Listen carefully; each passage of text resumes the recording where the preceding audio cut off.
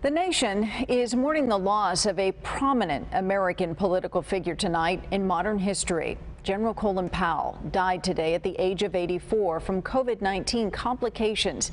He was fully vaccinated but battling blood cancer along with Parkinson's disease, which suppressed his immune system.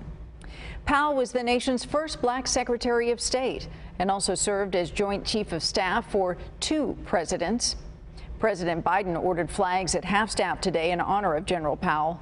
Our Phil Blauer joins us now with more tributes to him and, of course, this extraordinary legacy. Yeah, Kathleen, it really was. As you might imagine, tributes have been pouring in from around the world, from foreign dignitaries to celebrities. They've been paying their respects to Colin Powell and all of his accomplishments. Think of where Colin Powell is, not only a dear friend and a patriot, one of our great military leaders and a man of overwhelming decency. This is a guy born son of immigrants, and he rose to the highest ranks not only in the military, but also in areas of foreign policy and statecraft. General Colin Powell died of complications related to COVID-19. He was 84. I lost a tremendous personal friend and mentor. In his decades of military and public service, Powell had a trailblazing record of first as the youngest and first black chairman of the Joint Chiefs of Staff and the first black Secretary of State.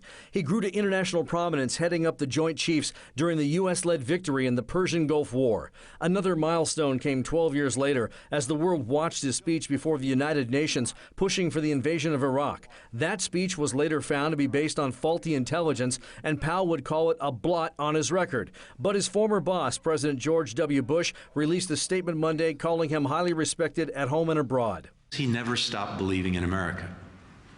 And we believe in America in no small part because it helped produce someone like Colin Powell. Thank you, Mr. Secretary. Colin Powell was fully vaccinated, according to his family. He was also reportedly being treated for Parkinson's disease and multiple myeloma, a cancer of the white blood cells.